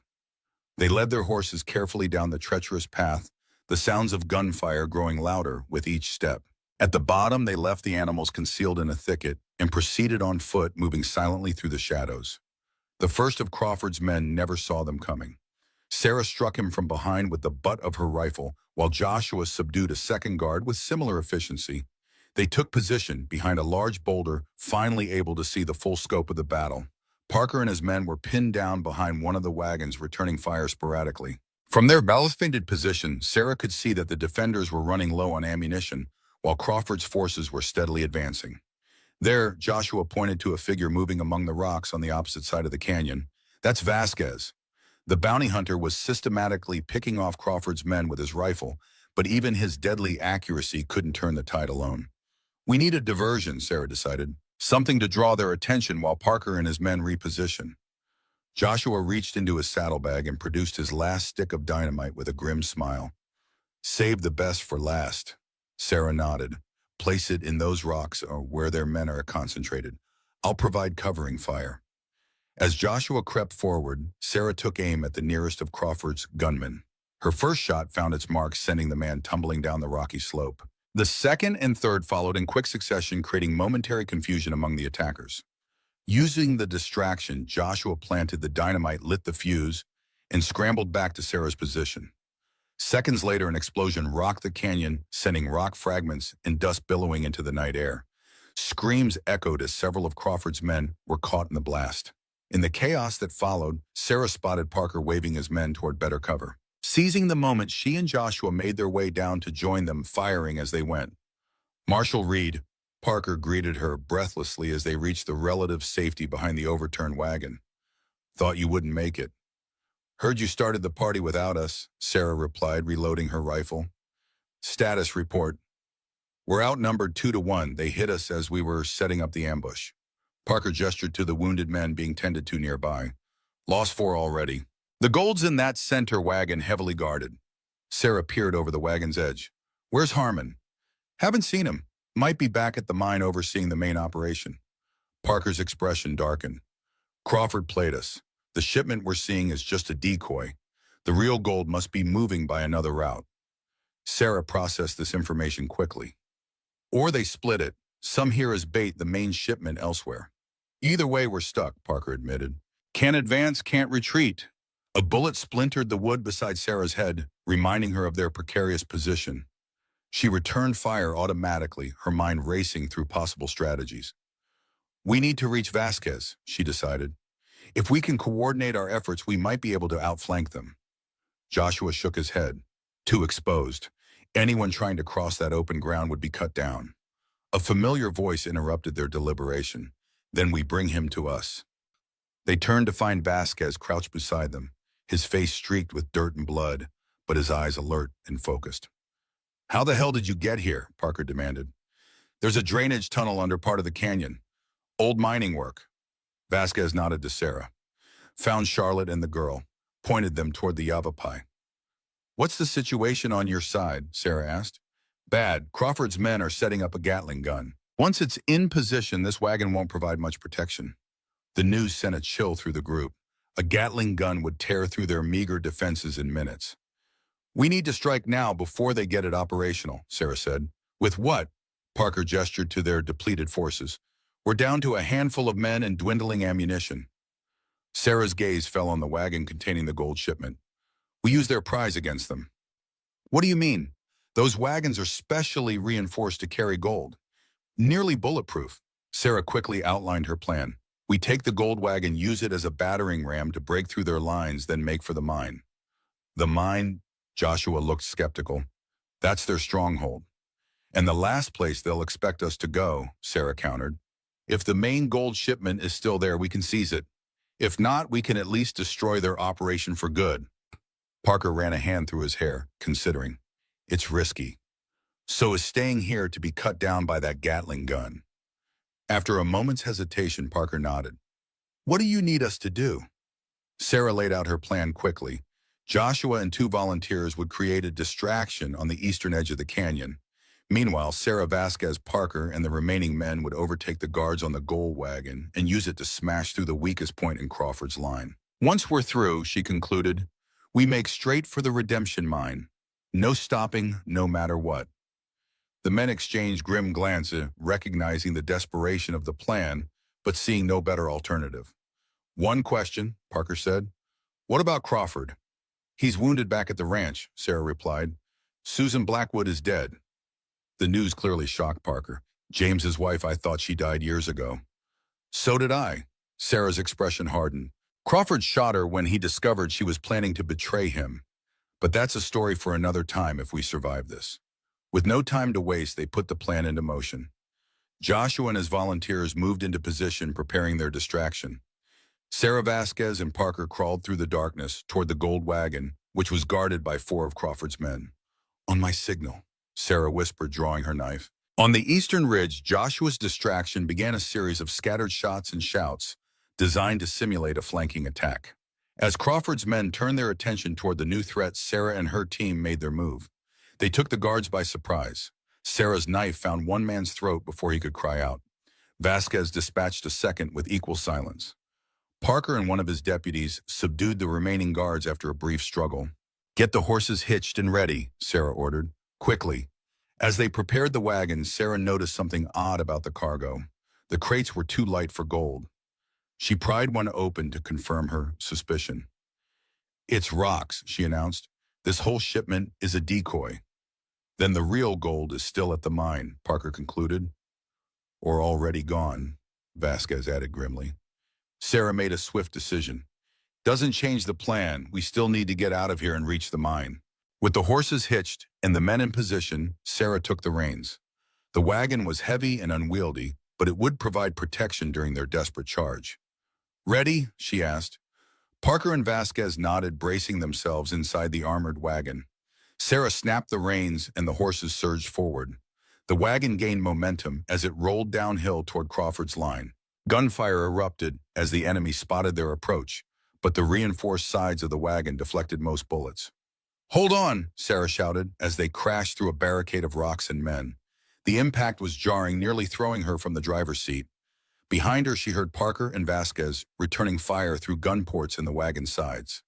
They broke through the line and continued downhill, gathering speed toward the canyon's exit. Crawford's men scrambled to regroup some mounting horses to give chase. But the wagon had too great a head start, and soon they were thundering along the trail that led to the redemption mine. "Did Joshua make it?" Sarah called over her shoulder. "I think so," Parker replied. "Saw him and at least one other man heading for the horses when we broke through." Sarah nodded grimly. They had escaped the trap, but at a cost. Half their force was either dead or left behind. And the most dangerous part of their mission still lay ahead. The redemption mine loomed against the night sky, its crumbling structures silhouetted by lamplight. Activity was visible around the main entrance, men loading wagons, guards patrolling the perimeter. Sarah reined the horses to a stop in a sheltered hollow about a quarter-mile from the mine. "We need a closer look before we do anything." Using Vasquez's spyglass, she surveyed the operation. What she saw confirmed her suspicions. The real gold shipment was being prepared, heavily guarded wagons being loaded with crates that required multiple men to lift. "There's Harmon," Vasquez said, pointing to a tall figure directing the loading operation. "And he's got at least 30 men with him." "Too many for a frontal assault," Parker observed. Sarah continued scanning the area, searching for weaknesses. "There," she said finally. "The old ventilation shaft I used before. If we can get inside, we can set charges in the main support tunnels." "Collapse the whole mine." Parker looked skeptical. "What about the gold?" "The gold is already lost to us," Sarah replied pragmatically, "but we can make sure Crawford and Harmon don't profit from it either." Vasquez nodded approval. Destruction is easier than theft anyway. They left the wagon concealed and proceeded on foot, using the rocky terrain for cover as they approached the mine. The ventilation shaft was unguarded just as before, a narrow, forgotten opening in the mountainside. "I'll go first," Sarah said, preparing to enter the claustrophobic passage. "Wait." Vasquez held up a hand, his head tilted as if listening. "Riders coming." They took cover as a group of horsemen approached from the direction of town. In the lead was a familiar figure, Judge William Crawford, his arm crudely bandaged, but his bearing still imperious. "How did he get here so fast?" Parker whispered. "Must have ridden straight from the ranch while we were fighting at the canyon," Sarah replied. "He's determined to see the shipment through." They watched as Crawford dismounted, conversing intensely with Harmon. Even from a distance, it was clear that their relationship was strained. Harmon gestured angrily at the wagons while Crawford maintained his cold composure. "Trouble in paradise," Vasquez observed. Sarah focused the spyglass on the confrontation, trying to read their lips. "Something about timing," she murmured. "Crawford wants to move the shipment now. Harmon thinks it's too risky." The argument escalated, with Harmon's men forming a protective circle around their leader. For a moment, it seemed violence might erupt between the two factions. Then a new figure rode into view, a figure Sarah recognized with shock. "Doyle," she breathed. "Harmon's right-hand man."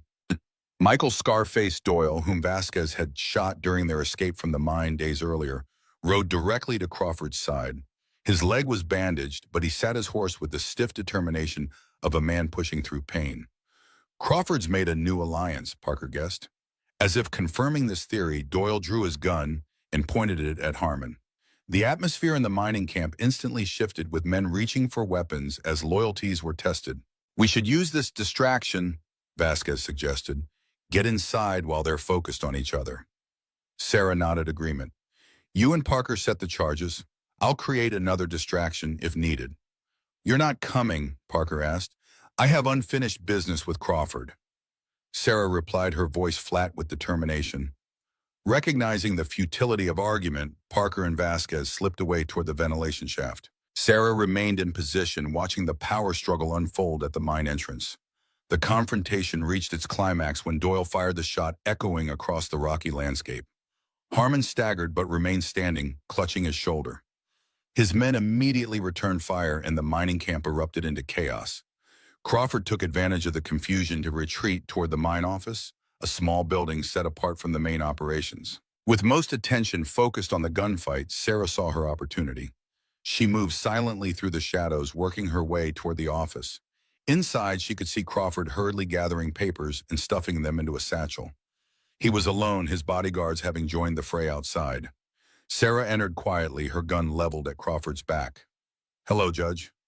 Crawford froze, then slowly turned to face her. Despite his wounded arm and the blood soaking his expensive suit, he maintained an aura of aristocratic disdain. "Marshal Reed," he acknowledged with a slight nod. "Or should I call you Mrs. Blackwood? You seem to have as many identities as my late associate Susan." "It's over, Crawford," Sarah said evenly. "The gold shipment is compromised. Your alliance with Harmon has collapsed. There's nowhere left to run." Crawford smiled thinly. "There's always somewhere to run, my dear. For those with sufficient resources." He patted the satchel, "which I have in abundance." "You're going to answer for Thomas," Sarah continued, her gun unwavering, "and for James, and for every other life you've destroyed." "Your brother was a fool," Crawford said dismissively. "He could have been rich. Instead, he chose to play the hero like his sister." "And James, was he a fool too?" Something flickered in Crawford's eyes, an emotion Sarah couldn't immediately identify. "James was different. He was like a son to me once. I offered him everything and he threw it back in my face." Crawford's voice hardened. "For you." The revelation struck Sarah like a physical blow. "What are you talking about?" "James was my protege. I groomed him for years, positioned him as sheriff where I needed influence." Crawford's smile returned cruel and knowing. "He was married to Susan, another of my useful acquisitions. Everything was proceeding perfectly until he met you." Sarah's mind raced, connecting pieces of a puzzle she hadn't known existed. "You arranged his marriage to Susan." "Of course, Susan was ambitious, controllable. The perfect wife for a man I was molding." Crawford shrugged. "Then you appeared, the famous Marshall S. Reed, a woman playing at a man's job but undeniably effective. James became infatuated. He divorced Susan to marry me," Sarah said slowly. "Against your wishes." "Against my explicit orders," Crawford corrected. "I told him Susan's death would be arranged when it became necessary. But he was impatient, besotted with you and your self-righteous crusade for justice." Sarah struggled to process the implications. "So the raid on the vultures was a way to solve multiple problems at once," Crawford finished with chilling pragmatism. "Eliminate James, who had become a liability. Neutralize you by giving you a convenient tragedy to mourn. And cement my control over the vultures by removing their unpredictable leader, Marcus Harmon. You sacrificed your own men." Sarah said, disgust evident in her voice. "I made calculated decisions for the greater good of my enterprise," Crawford corrected. "As I did when I eliminated Susan today. Loyalty must be absolute or it is worthless." Outside, the gunfire was intensifying. Through the window, Sarah could see that the conflict had spread throughout the camp, with men taking sides in what had become a full-scale war between Crawford's and Harmon's factions. "Your empire is crumbling," she observed. Crawford seemed unconcerned. "Empires can be rebuilt. Men like me always land on our feet, Marshal." He gestured to the satchel. "These papers alone are worth a fortune to the right buyers. Banking records, property deeds, blackmail material on half the territorial officials." "You're not leaving with those," Sarah stated flatly. "And who will stop me?" "You," Crawford laughed softly. "You won't kill an unarmed man. Your precious badge wouldn't allow it." In one fluid motion, Crawford drew a small derringer from his coat pocket and identical to the one Susan had carried. But Sarah was faster. Her shot caught Crawford in the chest, driving him back against the desk. "I'm not wearing the badge anymore," she said quietly. Crawford slumped to the floor, blood spreading across his white shirt. His expression registered surprise and grudging respect. "Well played, Marshal," he gasped. "But you're too late. The gold, already on its way to Mexico." "I don't care about the gold," Sarah replied, kneeling beside him. "I care about justice for Thomas, for James, for all the lives you've ruined." Crawford's eyes were growing dim, but his aristocratic composure never wavered. "Justice," he repeated with his last breath, "is just a pretty word for revenge." Then Judge William Crawford, the architect of so much suffering, closed his eyes for the final time. Sarah retrieved the satchel of documents, evidence that might finally expose the full extent of Crawford's corruption. Outside, the battle was reaching its climax, with Harmon's forces gradually gaining the upper hand against Doyle and Crawford's loyalists. As she prepared to leave, a tremendous explosion shook the ground beneath her feet.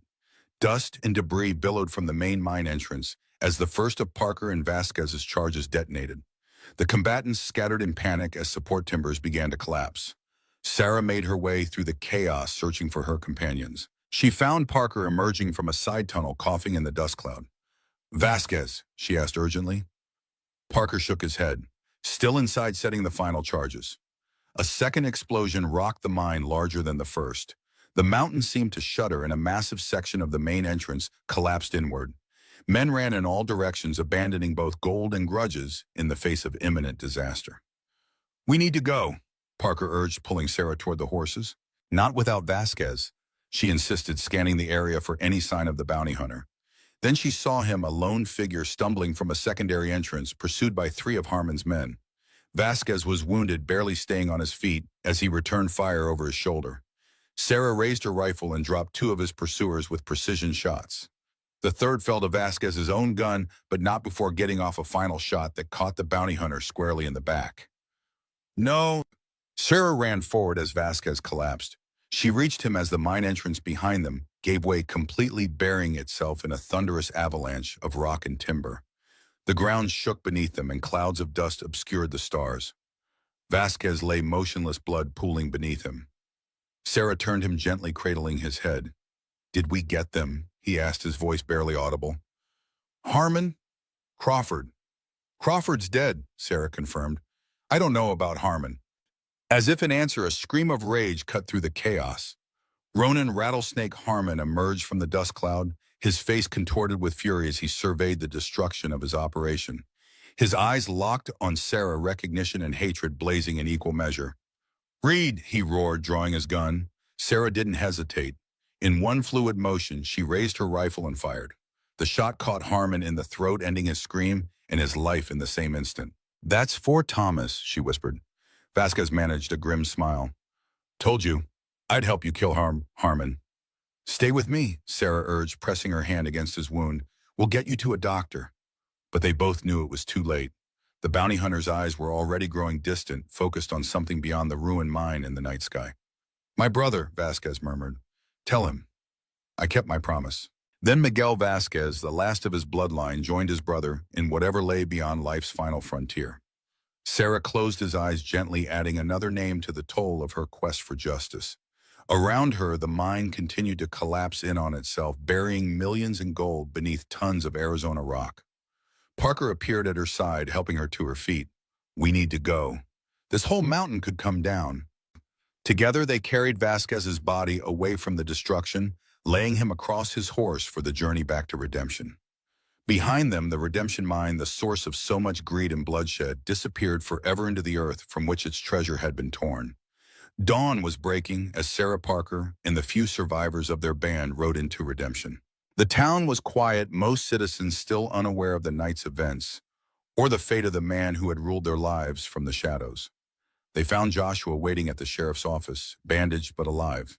He had made it out of the canyon with one other man circling back to town to discover that most of Crawford's influence had already begun to crumble with the judge's absence. "Word's spreading about Crawford's corruption," he informed them. "The territorial governor's been telegraphed. Federal marshals are on their way." Sarah nodded wearily, the satchel of evidence still clutched in her hand. "This should help their investigation." "What about Charlotte and the girl?" "Safe with the Yavapai, last I heard," Parker replied. "She's welcome to return once things settle down." Sarah wasn't listening anymore.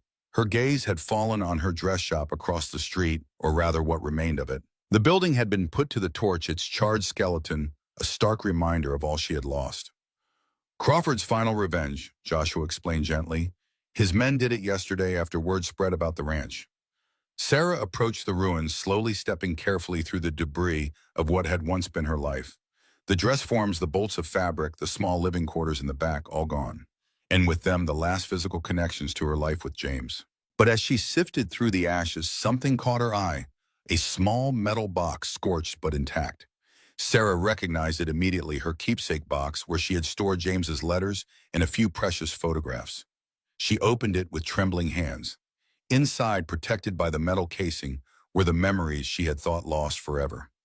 James on their wedding day, Thomas as a young man newly arrived in Redemption. The three of them together in front of the newly opened dress shop. Sarah, Parker called from the street. The governor's representative is arriving on the noon stage. They'll want your statement. She nodded, tucking the box under her arm. I'll be ready. The days that followed brought sweeping changes to Redemption. With Crawford's network exposed, federal agents descended on the territory, arresting conspirators and seizing assets. The full extent of the judge's corruption proved even greater than anyone had suspected, reaching into the highest levels of territorial government. Sarah provided her testimony, then retreated from public view. She had no desire for recognition or reward. The justice she had sought had come at too high a price. Thomas Vasquez and countless others whose names she would never know. A week after the destruction of the Redemption mine, Sarah visited the small cemetery on the outskirts of town. Two fresh graves stood side by side, Thomas Reed and Miguel Vasquez, unlikely allies in death as they had been in life. As she laid flowers on her brother's grave, Sarah noticed a figure approaching Charlotte Wilson, with Lily close by her side. "We heard it was over," Charlotte said simply, "that Crawford is dead." Sarah nodded. "It's over. The Yavapai took good care of us." Charlotte gestured to her daughter, who looked healthier and calmer than when Sarah had last seen her. "They've helped her understand about her father." Sarah glanced at the child, who was placing a small stone on Vasquez's grave with solemn dignity. "What will you do now?" "Rebuild," Charlotte replied with quiet determination. "The silver dollar is still standing. It's a start." They stood in companionable silence, two women who had seen behind the veil of civilization to the brutal reality that often lay beneath. "And you," Charlotte finally asked, "will you stay in Redemption?" Sarah's gaze drifted to the distant mountains, their red peaks gilded by the setting sun. "No," she said softly, "too many ghosts." "Where will you go?" "There's talk of a new settlement north of here. People trying to build something honest away from the old corruptions." Sarah touched the marshal's badge in her pocket. "They might need someone who knows the law." Charlotte smiled, understanding. "Marshal S. Reed rides again." "Something like that," Sarah acknowledged, though perhaps with a different approach this time. As dusk fell over the cemetery, the two women walked back toward town. Behind them, the graves of the dead stood in silent testimony to what had been lost. Before them, an uncertain future beckoned, but one they would face on their own terms. 3 months later, a lone rider approached the fledgling community of New Hope, nestled in a green valley 50 miles north of Redemption. The settlement was small, but growing a dozen buildings, farmland, being cleared, the framework of a future taking shape against the wilderness. Sarah Blackwood, or Sarah Reed as she now called herself, reclaiming both her maiden name and her identity, dismounted before the town's simple meeting hall. Inside, she found the settlement's council in session, discussing the pressing matters of survival on the frontier. They fell silent as she entered, eyes taking in her travel-worn clothes, the confident bearing, and the gleaming badge pinned to her vest. "I heard you might need a lawman," she said simply. The council's elder, a weathered farmer named Johnson, studied her with frank appraisal. "We were expecting Marshal Parker from Redemption." "He sent me instead," Sarah replied. "Thought I might be a better fit." "A woman marshal," someone murmured dubiously. Sarah met the skeptic's gaze steadily. "I've been riding with the law longer than most men in this territory, but if that's a problem, I can move on." Johnson held up a hand, silencing further objections. "Can you shoot?" In answer, Sarah drew her revolver and fired in one fluid motion. The bullet shattered a bottle on the far wall precisely where she had aimed. "I can shoot," she confirmed unnecessarily. A slow smile spread across Johnson's weathered face. "Welcome to New Hope, Marshal Reed." Outside, as the council meeting resumed, Sarah stood on the steps of the hall, surveying what might become her new home. The wounds of the past months were still fresh, the losses still keenly felt. Thomas's voice sometimes whispered in her dreams. James's memory remained a bittersweet ache in quiet moments. But here in this place of new beginnings, Sarah felt something she had almost forgotten, the faint stirring of hope. Not for a return to what was lost, but for the possibility of building something new from the ashes of the old. She touched the wooden box containing Thomas's pocket watch and James's letters, now carried close to her heart. Then she adjusted her hat against the setting sun and walked toward the small building that would serve as the marshal's office. Marshal S. Reed had work to do. "I once lived by hatred, then lost everything. But perhaps it is loss that made me realize justice isn't about gunfire. but how we rise after each fall. As Sarah sat on the roof of her small cabin at the edge of New Hope, watching the crimson sunset paint the horizon, she held the cracked badge in her hand. Carefully, she placed it in the box alongside her brother's mementos. The Yavapai elder Talon had visited last week, bringing news of Charlotte and Lily. They were thriving in redemption, the silver dollar now transformed into a proper hotel. Lily was attending school, slowly healing from her ordeal. Parker had written as well, reporting that federal marshals had uncovered the remainder of Crawford's network. Justice, slow but inexorable, was making its way through the territory. Sarah's new life was taking shape. The people of New Hope had initially been wary of a female marshal, but her competence had quickly won their respect. She had established a small school for self-defense, teaching the settlement's women to shoot and protect themselves. The nightmares still came, sometimes Thomas dying in her arms, Crawford's cold smile, the mine collapsing in flames and dust. But they were less frequent now, tempered by days filled with purpose and nights under stars that seemed brighter here than they had been in redemption. Sarah had lost her husband, her brother, her home, and nearly her faith in justice itself. But standing in the ruins, she had found something unexpected, a community to protect, a purpose to fulfill, and perhaps someday peace with Tomas Schwanes. As darkness fell across the valley, Sarah Reed, widow, sister, lawman, survivor, descended from her rooftop vigil and returned to the work of building a world where justice meant more than revenge, and where even those who had lost everything could find a way to stand again. The end.